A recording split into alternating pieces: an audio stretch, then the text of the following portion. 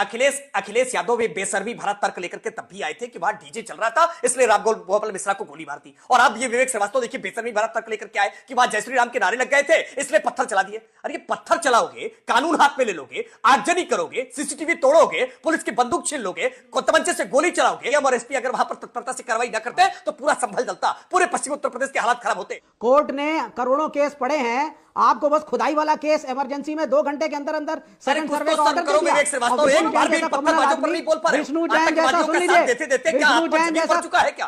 Police की गरिमा क्या होती है? पुलिस की गरिमा क्या होती है कि वो पत्थर खाए? पुलिस की गरिमा क्या होती है कि वो सामने देख रही है सीसीटीवी फुटेज तोड़ रहे हैं, गुंडे बदमाश वहां पे दंगाई उनको बख्शे? और मैं एक बात और कहना चाहता हूं, जो जिस तरह की धमकियां मिल रही हैं और अगर मुझे कुछ होता है तो इन सब के जिम्मेदार अखिलेश यादव, समाजवादी पार्टी की मीडिया सेल, ओवैसी, वहां के मेंबर ऑफ पार्लियामेंट, ये सारे लोग जिम्मेदार होंगे। आपको hello friends, young debate show YouTube channel में आपका स्वागत है।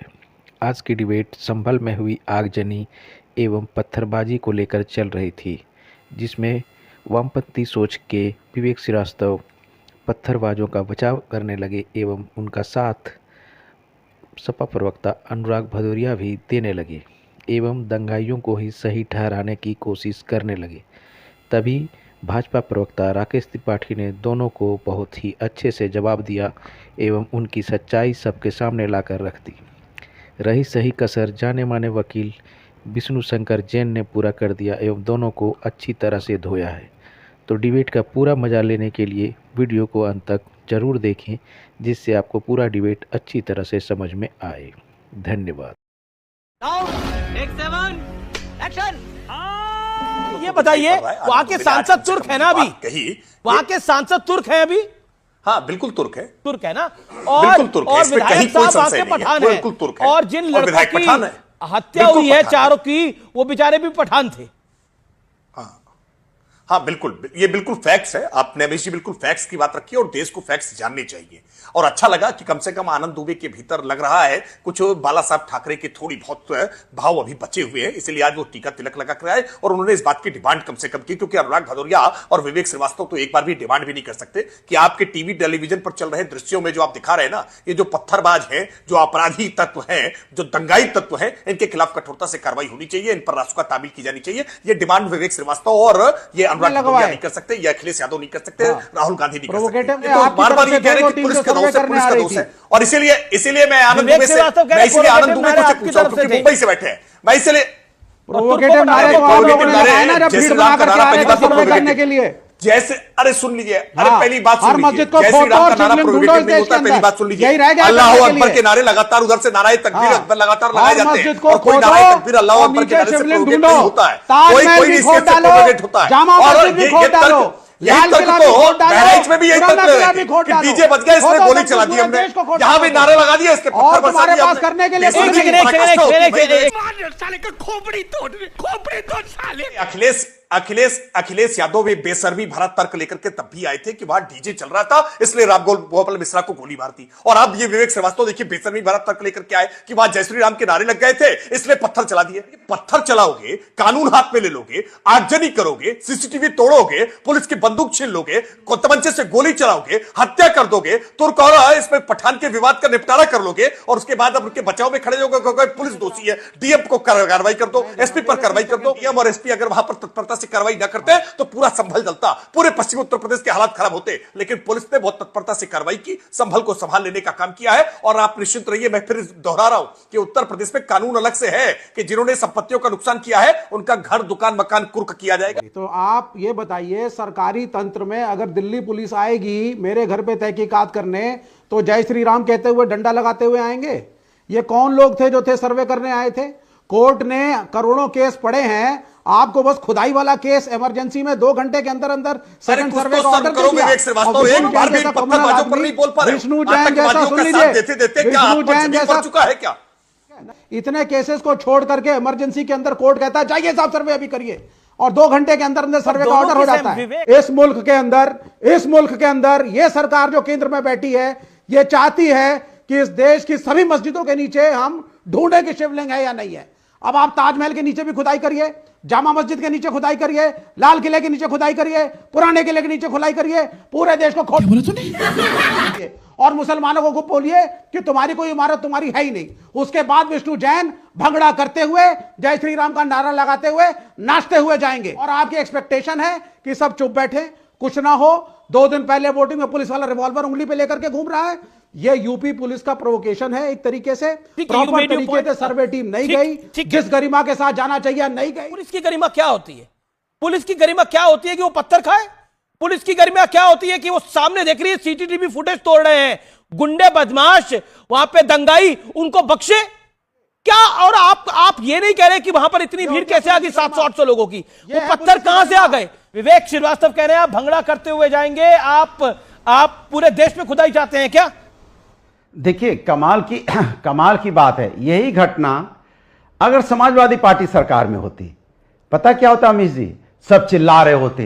एक तरफ अखिलेश यादव जी की फोटो लगा दी जाती, एक तरफ नेताजी की फोटो ऊपर लगा दी जाती, बोलते इस्तीफा दीजिए, अखिलेश यादव जी का इस्तीफा होना चाहिए, मुख्यमंत्री का इस्तीफा होना चाहिए। इस तरह की घटनाएं उत्तर प्रदेश के अंदर में हो रही है। लेकिन यहां तो उल्टा विपक्ष से ही पूछा जा रहा है कि भाई विपक्ष कटघरे में है। आप ही की पार्टी ये तो में पहली बार ऐसा नैरेटिव कहा जा देखने रहा को है। मिला है कि सत्ता ये पे कोई सभा में सवाल तुर्की नहीं और है, पठानों की लड़ाई है। सत्ता पे कोई सवाल नहीं है।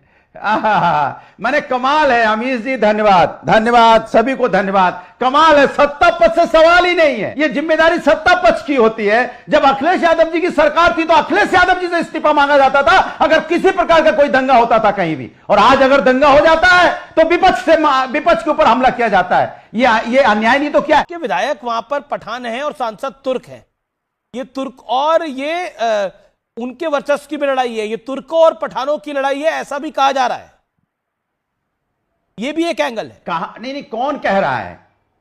एंगल कुछ नहीं, एंगल सिर्फ इतना ही है कि पुलिस प्रशासन फेलियर हुआ है। तो विष्णु शंकर जैन एक नई थ्योरी आई है, ये तुर्की और पठानों की लड़ाई है, ये वर्चस्व की लड़ाई है। और विवेक श्रीवास्तव कह रहे थे विष्णु शंकर जैन जैसे लोग पूरे देश में खुदाई करना चाहते हैं और फिर डांस करना चाहते हैं उस खुदाई पे। देखिए, मुझे लगता है कि विवेक जी जो हैं वो र्यूमर और मिस इन्फॉर्मेशन फैला रहे हैं। आप जरा मैं अपनी आवाज सुन पा रहे उसको जरा ठीक करवा दीजिए। जी बोलिए। सबसे महत्वपूर्ण बात यह है कि मैं अपनी लड़ाई कोर्ट में लड़ रहा हूं। आज जो विवेक जी सवाल पूछ रहे हैं, क्या उनका प्रश्न कोर्ट से है?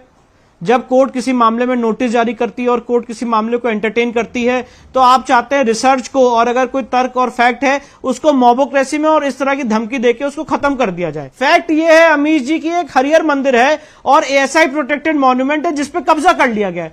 आप मुझे बताइए ऐसा कौन सा एएसआई प्रोटेक्टेड मॉन्यूमेंट है जहां पे एएसआई कब्जे में नहीं है? वो क्या ऐसे कारण बने कि एएसआई के लोगों को पलायन करना पड़ गया वहां से?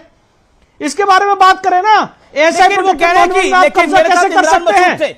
मेरे साथ अब से कुछ देर पहले इमरान मसूद थे। इमरान मसूद ने बोला कि वहां पर आपके साथ कुछ लोग आ रहे थे जिन्होंने नारेबाजी करी। क्या नारे लगे थे? देखिए विंडो में दिखाइए विष्णु शंकर। देखिए अमीश जी, मैं बताना चाहता हूं सबसे बड़ा झूठ फैलाया गया है। मैं एक बात बताना चाहता हूं कि जब सुबह 7:30 बजे वहां पे मैं कमीशन की कार्रवाई में गया, मेरे साथ डीएम, एसपी, सीओ, एसडीएम, मस्जिद पक्ष के वकील जफर अली, राज्य सरकार, केंद्र सरकार के वकील, हम सारे लोग कोतवाली पुलिस स्टेशन से कॉर्डन ऑफ होके गए थे और वो वीडियो भी अभी जारी हो। और डीएम साहब ने, एसपी साहब ने प्रेस कॉन्फ्रेंस करके कहा है कि ये जाने का वीडियो नहीं था, लौटने का वीडियो था।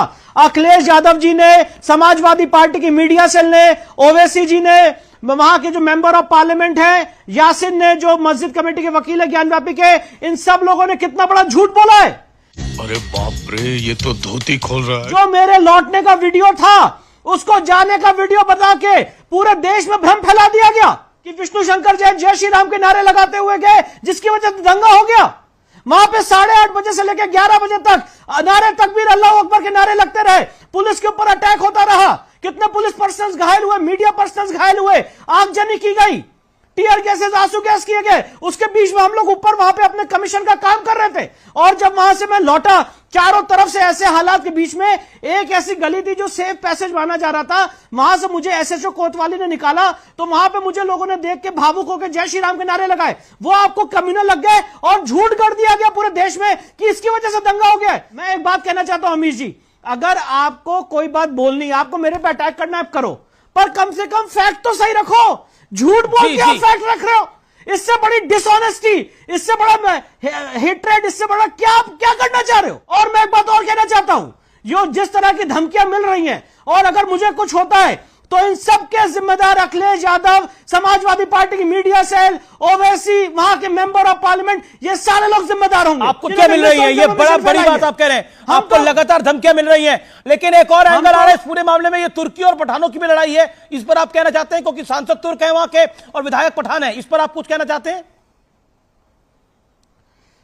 देखिए अमीश जी, मैं तो एडवोकेट हूं।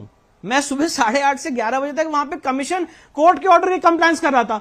नीचे कौन तुर्क लड़ रहा है, पठान लड़ रहा है, मुझे पता ही नहीं। खत्म, bye bye, tata, goodbye, गया।